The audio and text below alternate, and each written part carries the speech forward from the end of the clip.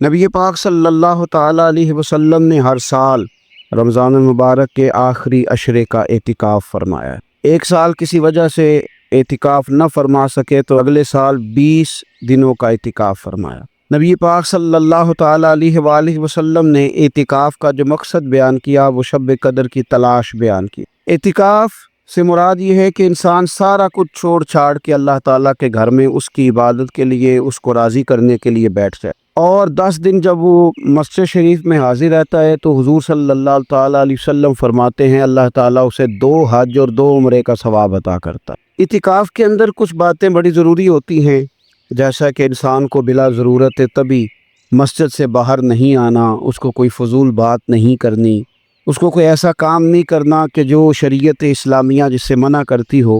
اس کے ساتھ ساتھ کچھ اعتکاف کے آداب بھی ہیں کہ اس نے 10 دن مسجد کے اندر رہنا ہے تو آخر اس نے کرنا کیا ہے۔ ہمارے ہاں لوگ مسائل پوچھ لیتے ہیں اور مسائل پوچھنے کے بعد پھر ان کی گنجائش سے بہت زیادہ فائدہ اٹھاتے ہیں۔ اس میں کوئی شک نہیں ہے کہ باہر سے آنے جانے والے آدمی کے ساتھ آپ گفتگو کر سکتے ہیں، ضرورت کے تحت آپ ٹیلی فون پر بھی بات کر سکتے ہیں، لیکن اس کو اگر آپ نے یہی کام کرنا تھا اور بہت زیادہ وقت اسی پر ضائع کرنا تھا تو پھر تو آپ پہلے سے باہر موجود تھے۔ اعتکاف میں آنے کا مقصود تو اللہ کی عبادت ہے۔ اعتکاف میں جب آپ آ گئے تو اس کا مقصد ہے کہ آپ کچھ دنوں کے لیے لوگوں سے کٹ کے اللہ کی بارگاہ میں حاضر، آپ نے اپنے رب کو راضی کرنے کا ارادہ کر لیا۔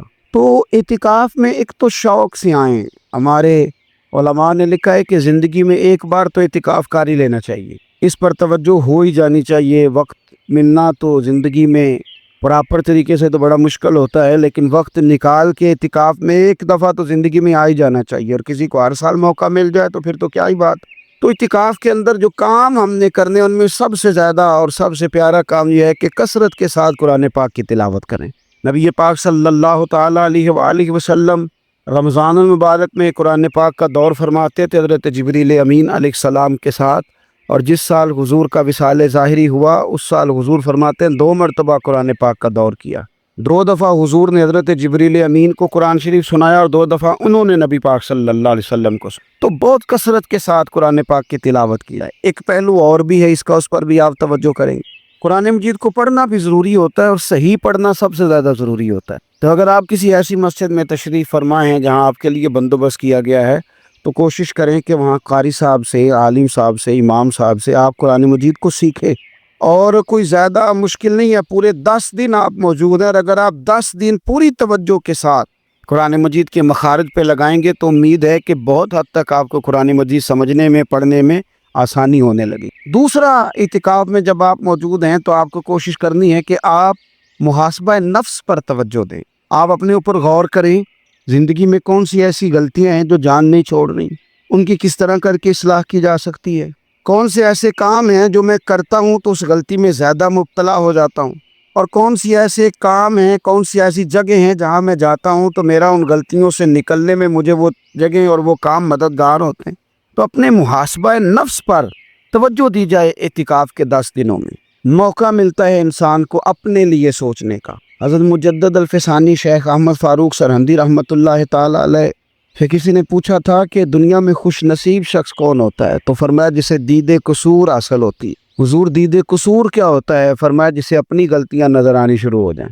جب اللہ تعالیٰ کسی کے ساتھ بھلائی کا ارادہ کرتا ہے تو اس کی کمزوریاں، اس کی غلطیاں اس کے سامنے لاتا ہے تاکہ اسے اصلاح کا موقع ملے، اور جب ایسا نہیں ہوتا تو پھر تو لوگ جب غلطی مانیں گے ہی نہیں تو اصلاح کیسے ہوگی؟ تو اعتکاف کے 10 دنوں میں محاسبہ نفس پر خاص توجہ دیں، اپنی زندگی میں اپنا حساب کریں، اپنا حساب۔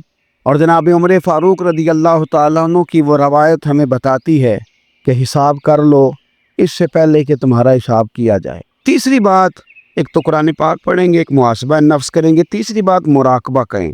کچھ دیر کے لیے بیٹھیں، یہ غور کریں کہ رب تعالیٰ نے ہمیں نعمتیں کتنی عطا فرمائیں، پھر یہ غور کریں کہ ان نعمتوں کے بارے میں، ان نعمتوں کے ساتھ ہماری عبادت کتنی ہے، ہمارا شکر کتنا ہے۔ زندگی اپنی کا حساب لگائیں، غور کریں کہ کتنا کچھ ہے جو ہمیں محنت سے ملا ہے اور کتنا ہے جو بغیر محنت کے ملا ہے، اور کون سی ایسی نعمتیں ہیں جن کا ہم نے شکریہ ادا کیا اور کون سی ایسی ہیں جن پر ہم نے کبھی توجہ ہی نہیں کی کہ یار یہ تو بہت بڑی نعمت ہے جو اللہ نے ہمیں عطا کی۔ اپنی گردن کو جھکا کے تھوڑا غور و فکر کریں۔ تفکر کا درس دیا ہے قرآن پاک میں، بار بار کہا ہے تفکر کرو، غور کرو، تدبر کرو۔ تو یہ ہمیں موقع میسر آتا ہے۔ چوتھی بات، اعتکاف کے دنوں میں اپنے رب کریم کے ساتھ اپنی توجہ کو لگائیں۔ قرآن حکیم نے جو کہا نا کہ رب کی عبادت اس طرح کرو کہ تمہیں نا یقین حاصل ہو جائے، کھل کر اس کی بارگاہ میں سجدے کریں، دعائیں مانگیں۔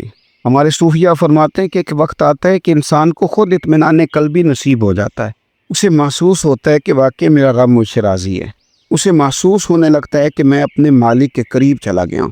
وہ اس کثرت سے نفل پڑھتا ہے، اس ذوق کے ساتھ وہ اس کی بارگاہ میں دعائیں کرتا ہے، اس شوق کے ساتھ وہ تلاوت کرتا ہے، خود محسوس کرنے لگتا ہے کہ اب میرا دل لگنے لگ گیا ہے، اب میں دعا مانگتا ہوں تو مجھے لگتا ہے کہ قبولیت میری دعاؤں کے قریب آنے لگی ہے۔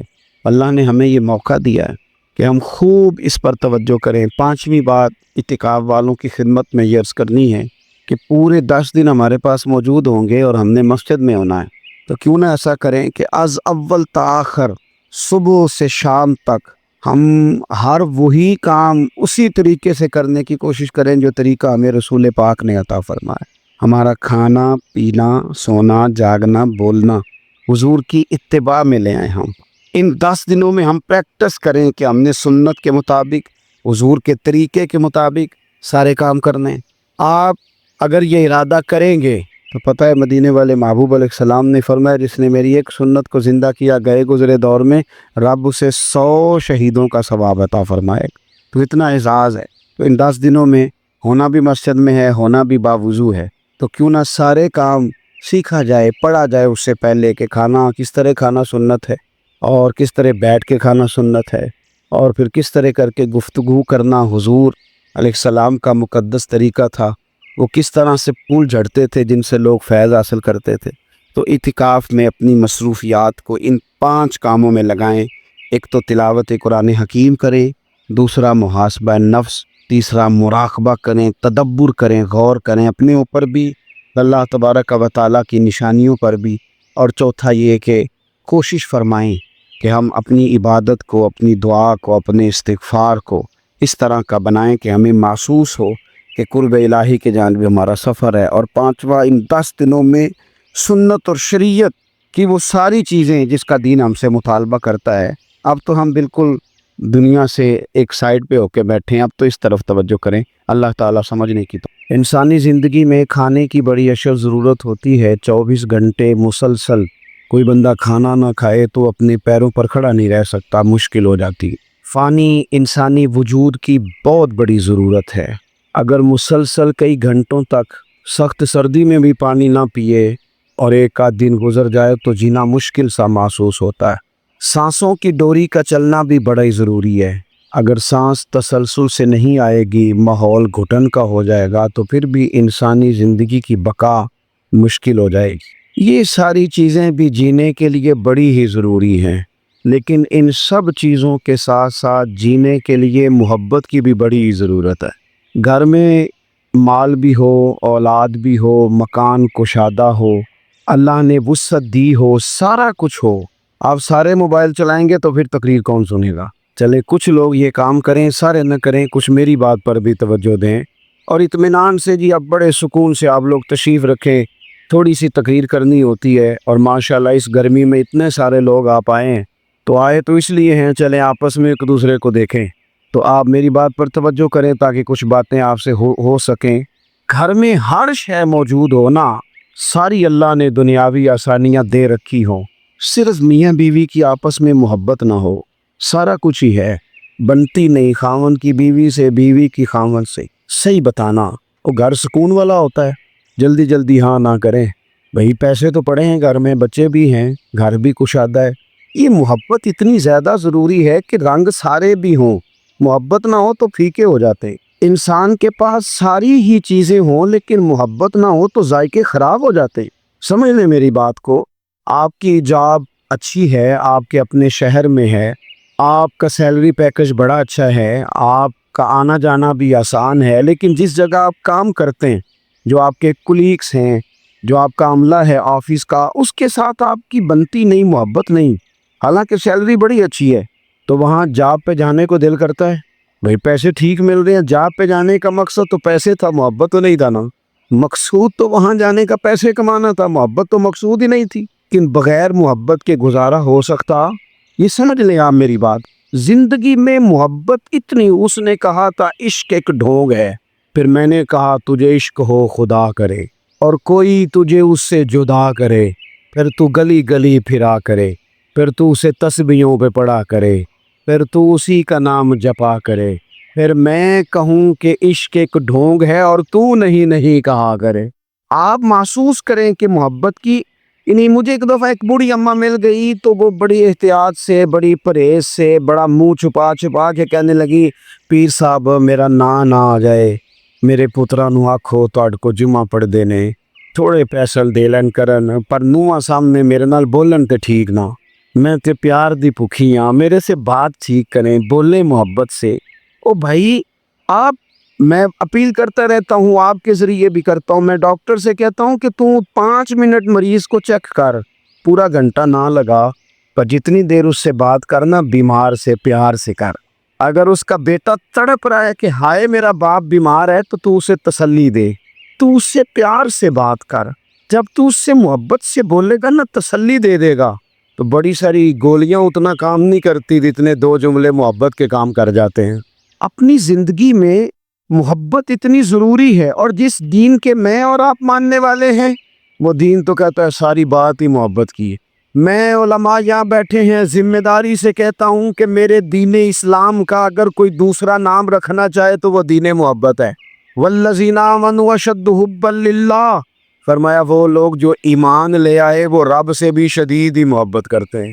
قل ان کنتم تحبون اللہ فاتبعونی یحببکم اللہ، اور رب کی محبت کامل کب ہوگی، ملے گی کب، اللہ محبوب کب بنائے گا، جب مصطفیٰ کریم کی غلامی کریں گے، جب حضور سے محبت کریں گے۔ النبی اولیٰ بالمؤمنین من انفسہم، جب حضور کی محبت دلوں میں آئے گی، اللہ سے محبت، رسول اللہ سے محبت۔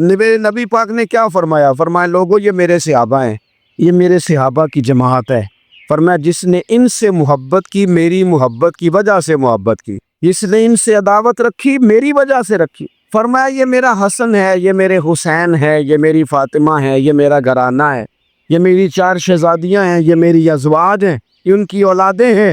حضور نے دعا مانگی تھی، یا اللہ جو میرے حسن حسین سے پیار کرے تو بھی ان سے پیار کرنا، ان سے محبت۔ او بھائیو، دین سارا ہی، کچھ عرصے سے نا میرے وطن میں نفرتوں کے سوداگر آ گئے، کبھی انہوں نے صحابہ کے خلاف زبانیں کھولی، کبھی اہل بیت کے خلاف کھولی، کبھی انہوں نے اولیاء کے خلاف کھولی، پھر کچھ اور سوداگر آئے جنہوں نے 5 منٹ کے لیے سیاست کرنی تھی، ایک نکمی کرسی ہونے چاہیے تھی، اس کے 4 پیر ہوتے ہیں پھر بھی ایک ہر وقت کامتا ہی رہتا ہے، یہ اتحادی نہ نکل جائے، یہ اتحادی نہ نکل جائے، ہر وقت کامتا رہتا ہے۔ اور انہوں نے میری ملت کے سارے جوانوں کو نفرت کا پیغام دیا، سب سیاسی جماعتوں نے، الا ماشاء اللہ۔ اس نے کہا کہ وہ غلط ہے، اس نے کہا کہ یہ غلط ہے، اس طرح کر کے بیج بویا۔ میری ملت اس طرح کی نہیں تھی، میری قوم اس طرح کی نہیں تھی، میں آپ کو صحیح بتاتا ہوں۔ یہاں تو میرے بھائی ایک بابا جی کو خون کی بوتل کی ضرورت پڑتی تھی تو محلے کے 14 نوجوان لائنوں میں لگ جاتے تھے، ہم حاضر ہیں نا، پیش کرتے۔ یہ لوگ اس طرح کے نہیں تھے۔ یہاں تو سیلاب آتا تھا، خدا نہ خواستہ کبھی زلزلہ آتا تھا تو وہ بیٹی، جس بیٹی نے مشین پر، سلائی مشین پر بیٹھ کر خود سارا جہیز بنایا تھا، غریب باپ کی بیٹی، وہ بھی کہتی تھی میں 2 کپڑوں میں چلی جاؤں گی، یہ میرا جو جہیز کا سامان ہے یہ زلزلے والوں کو دے دو۔ میرے تو فوجیوں کا ٹرک گزرتا تھا، کبھی تو لوگ سڑکوں کھڑے ہو کے سلوٹ کرتے تھے۔ یہ کس نے نفرتوں کے بیج بوئے؟ یہ کس نے آ کے حالات بگاڑ دیے؟ کون آیا چپکے سے جو ان صفوں میں گھسا، اور کس طرح کر کے لوگوں نے ادھیڑ پدھیڑ دیا، واپس لوٹو۔ یہ سارا دین محبت کا ہے، یہ سارا دین پیار کا ہے، یہ سارا دین الفتوں کا ہے، اور یہ الفتیں اتنی زیادہ اہمیت رکھتی ہیں، اتنی زیادہ کہ بخاری میں حدیث ہے، صحیح بخاری میں، حضرت انس بن مالک رضی اللہ تعالیٰ عنہ راوی ہیں، کہتے ایک شخص نے آتے ہی بڑے سادے، بڑے دھیمے، بڑے میٹھے انداز میں عرض کی، یا رسول اللہ قیامت کب آئے گی؟ فوراً میرے کریم نے فرمایا تو تیاری بتا، تیری قیامت کے لیے تیاری کی ہے کیا ہے؟ عرض کی حضور کوئی زیادہ نفلی نمازیں، نفلی روزے تو نہیں، فرائض کی تو پابندی بہرحال ضروری ہے، میں کوئی کثرت صوم و صلات تو نہیں کر سکا۔ تو فرمایا پھر قیامت کا کیوں پوچھتا ہے؟ اس کا سرمایہ دیکھو کیا ہے، یہ صحیح بخاری ہے، قیامت کے بارے میں کیوں پوچھتا ہے؟ تو عرض کی یا رسول اللہ اس لیے پوچھتا ہوں کہ خدا سے بھی پیار کرتا ہوں، محمد مصطفیٰ سے بھی پیار کرتا ہوں۔ تو اساں جے ہاں گناہیاں دا جدوں اعمال نامہ پرول ہوئے، ذرے ذرے نے سامنے آ جانا ہے، جو جو منہ تھی بولیا بول ہوئے، اساں کول حضور دے بیٹھ رہنا ہے۔ لکھ عمل ترکڑی تول ہوئے، او دے کولوں بھی رب نے حساب لینا ہے جیڑا بیٹھا ہی محمد دے کول ہوئے صلی اللہ تعالی علیہ وسلم۔ لحد میں عشق رخ شاہ کا داغ لے کے چلے، ہم نے اندھیری رات سنی تھی سو چراغ لے کے چلے۔ حضور اس لیے پوچھتا ہوں کہ اللہ رسول سے پیار کرتا ہوں۔ اب میرے کریم نے محبت کا سرمایہ اس نے پیش کیا نا، حضور پیار ہے نا میرے پاس، نبی پاک نے اب اس پر ریزلٹ اناؤنس کیا، نتیجے کا اعلان فرمایا۔ میرے کریم فرمانے لگے سن پھر نتیجہ یہ ہے، ایک بہت ساری عبادتوں پر ثواب ملتا ہے نا، اس عبادت پر یہ ثواب، اس تسبیح پر یہ ثواب، یہ بھی اس کے پاس سرمایہ ہے نا۔